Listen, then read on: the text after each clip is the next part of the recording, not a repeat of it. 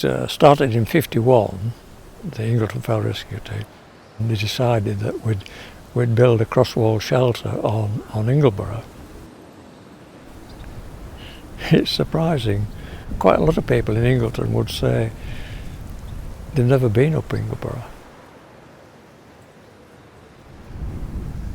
I think people appreciate a shelter in a pretty hostile environment like that.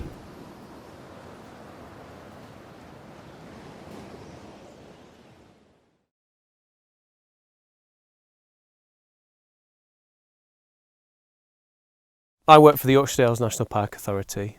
We're a unique type of local government that works within the national park to preserve. Our first purpose is conservation and preservation of the special qualities of the national park, and the second purpose, which the Ranger Service fits in, is for people to enjoy those special qualities. So this project is the Ingleborough Summit Shelter and Toposcope project, funded by the Stories in Stone through the Yorkshire Dales Millennium Trust.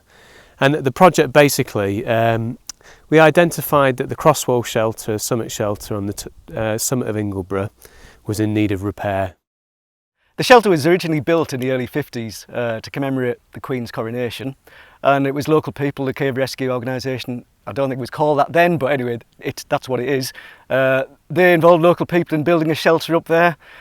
I mean, access is just crazy, you know, it's ridiculously exposed. And it's a really nice shelter, you know. It's a very exposed place up there on the top of Ingleborough. The views are fantastic.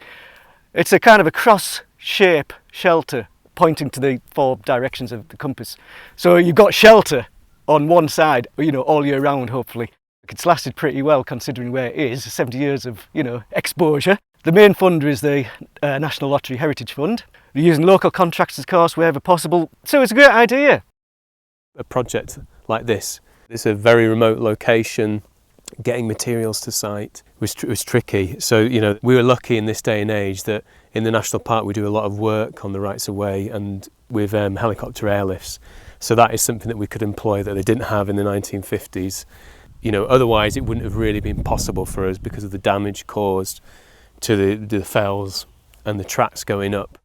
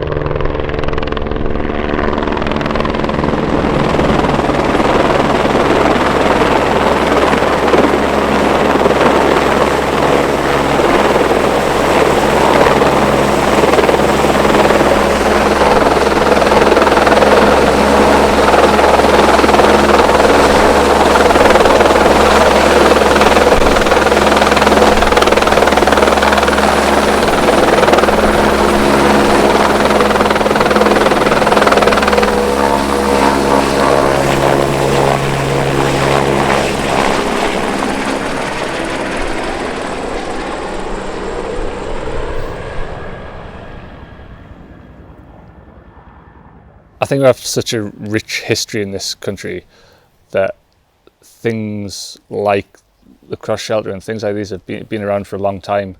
It's important to keep them there, and you know, everyone involved in the project, we're just sort of keeping it as it should be for the next generations, and hopefully, you know, I don't know when it may need some repairs in the future, hopefully a long time. But you know, we're just doing our bit, and then maybe in 100 years or something, hopefully that gets, you know, the upkeep of it is taken up by someone else, because I think it is really important to keep these things there. They mean a lot to a lot of people.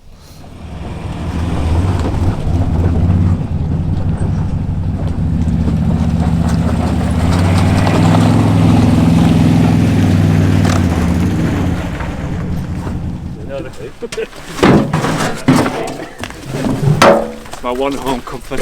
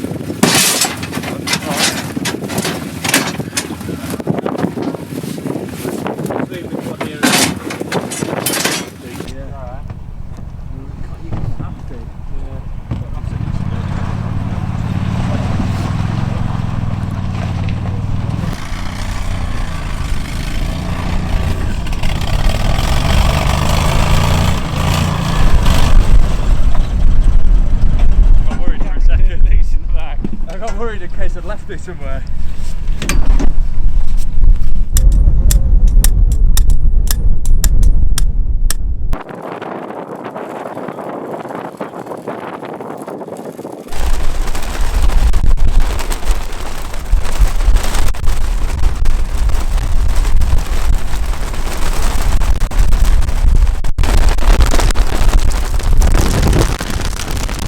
The most obvious challenge was always going to be the weather, and were we going to be lucky or not? So, and it was a mix, but on the whole, we got away with it.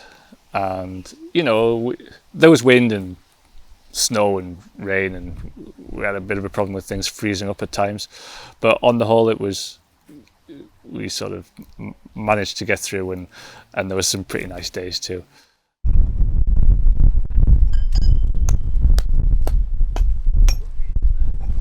No more chisels.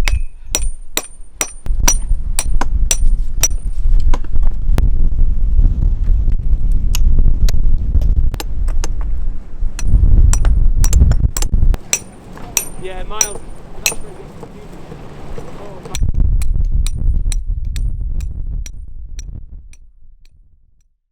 My name is Bill Hind. I worked on the building of the original shelter in 1952. I was 17 or 18 years of age at the time, and it was one of the more interesting experiences. Getting materials to the summit was the big challenge. The big problem was getting tractors onto the summit. There's a raking track goes onto the summit plateau. It was very busy just after the war. All the local Dales farmers were getting their first tractors, so and God, it was a dangerous palaver. Eric Middleton and Harry Schofield had a special technique of jumping off. If the tractor went down the hill, they had an escape mechanism. Fortunately, they never had to use it, of course. But it was all very entertaining.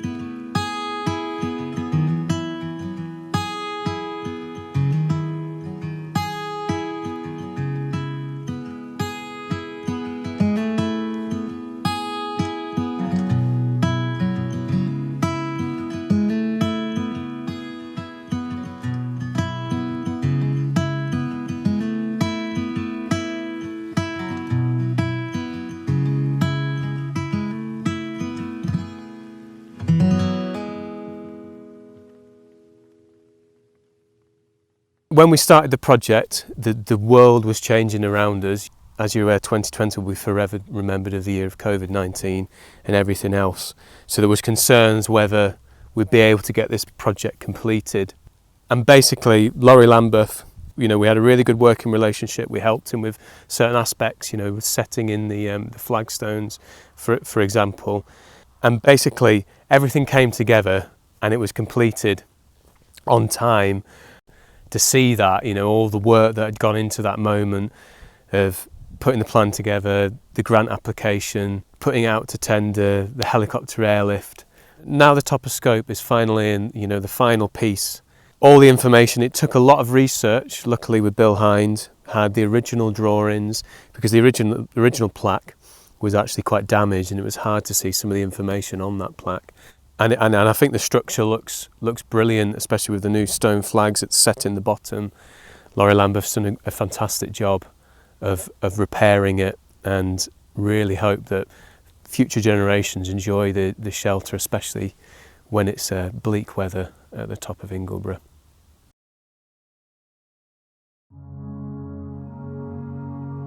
Part of my appeal to it is that you're building things that are going to be around a lot longer than you are.